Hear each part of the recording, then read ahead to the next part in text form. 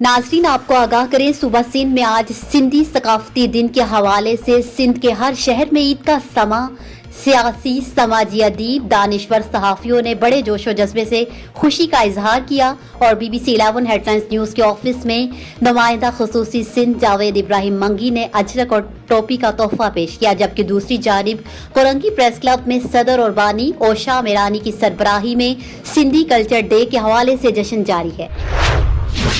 नाजरीन, आपको आगाह करें, कराची में वज़ीर आला सिंध सैयद मुराद अली शाह ने सिंधी सकाफती और यकजहती के दिन पूरी दुनिया में बसने वाले सिंधियों को मुबारकबाद दी। वज़ीर आला सिंध सैयद मुराद अली शाह ने कहा कि आज का दिन सकाफतों की तरक्की, बिला तफरीक, इंसानियत के एहतराम और मोहब्बत का दर्स देता है। उन्होंने मजीद कहा कि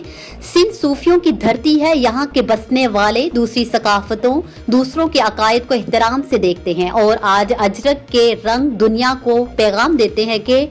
सिंध के लोग इस धरती पर बसने वाली तमाम मखलूक से प्यार करते हैं। वज़ीर आला सिंध सैयद मुराद अली शाह ने कहा कि आज का दिन नस्ल परस्ती, इंतहा पसंदी और हर किस्म की तफरीक के खिलाफ यकजहती का दिन है, जबकि दूसरी जानिब वज़ीर तवानाई सिंध इम्तियाज शेख ने सिंध के सकाफती दिन पर पैगाम देते हुए कहा कि हजारों साल कदीम तहजीब रखने वाले सिंधियों को सिंध का सकाफती दिन मुबारक हो। उन्होंने कहा कि सिंधियों का शुमार पुरअमन, मेहमान नवाज और अमीर तरीन तहजीब रखने वाली कौमों में होता है और सिंध धरती ने हमेशा मोहब्बत, प्यार, अखुवत और रवादारी के पैगाम को आम किया है। वज़ीर तवानाई सिंध इम्तियाज शेख ने कहा कि सिंध की अजरक टोपी और खूबसूरत रंग हमारी शनाख्त हैं और सूफी बुजुर्ग शाह अब्दुल लतीफ भटाई ने सिंध की तहजीब को अपने कलाम के जरिए दुनिया भर में उजागर किया।